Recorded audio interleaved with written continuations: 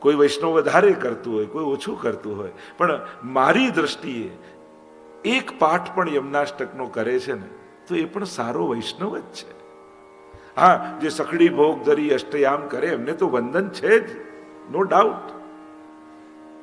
પણ વધારે ભક્તિ કરનાર યા વધારે કોઈ સેવાક્રમ કરનારે ઓછું કરનારને નાનો નહીં ગણવો. આ વૈષ્ણવતાનો વિચાર નથી.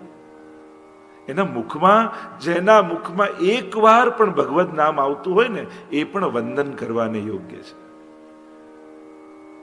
દરેક જગ્યાએ લૌકિક વ્યવહાર વાપરવા નહીં.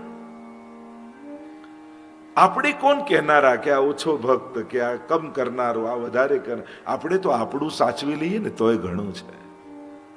બીજાની ચિંતામાં અડધા થનારા લોકો આપણી જાતનું કલ્યાણ કરી લઈએ તોય ઘણું છે.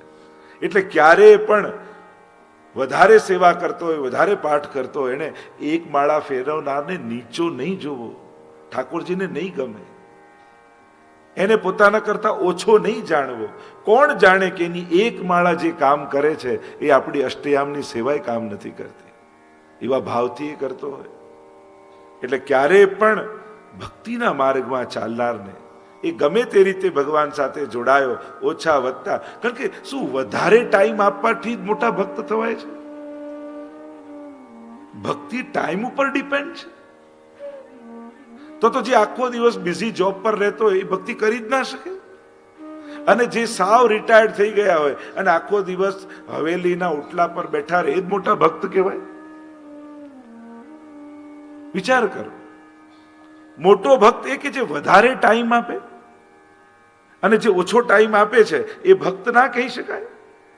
ટાઈમ ઉપર નક્કી થાય છે કે આ ભક્ત મોટો, આ નાનો. ના, વધારે ટાઈમ આપે એ મોટો ભક્ત નથી. વધારે ઠાકોરજીને પોતાની લાઈફમાં ઇમ્પોર્ટન્સ આપે એ મોટો ભક્ત છે. એની લૌકિક જીવનમાં પણ પ્રતિપલ જાગૃતિ સાથે દોડે છે. મારા ઠાકોરજી રાજી થાય, પ્રભુ મને કરાવે છે એટલે હું કર્મો કરું છું. હું કમાઈશ ને, પ્રભુને સુંદર ઘર બાંધીશ, એમનું મંદિર આવશે, એમની સેવા કરીશ, એમને લાલ લડાવીશ, વૈષ્ણવને મહાપ્રસાદ લેવડાવીશ. જેના ચિત્તમાં અલૌકિક અને દિવ્ય સંકલ્પો છે અને એને કારણે ભલે આખો દિવસ વ્યસ્ત રહેતો હોય છતાં એ સારો ભક્ત છે. 84-252 તમે જુઓ, ઘણા એવા વૈષ્ણવ હતા, મજૂરી કરતા, મજદૂર હતા, આખો દિવસ મજદૂરીમાંથી ટાઈમ ન મળતો, છતાં એમનું નામ 84-252 છે. કોઈ બધા ફ્રી નહોતા. કેવા કેવા રાજકાજમાં, નારાયણદાસની તો વાર્તા તમે વાંચો, રાજકાજમાં એટલા વ્યસ્ત રહેતા કે ઘણા દિવસથી મનમાં મનોરથ કે ક્યારે ગોકુલ જાઉં, ગુસાઈજીના દર્શન કરું, પણ જઈ ન શકે. એટલા રાજકાર્યમાં વ્યસ્ત. એમણે એક યુક્તિ કરી.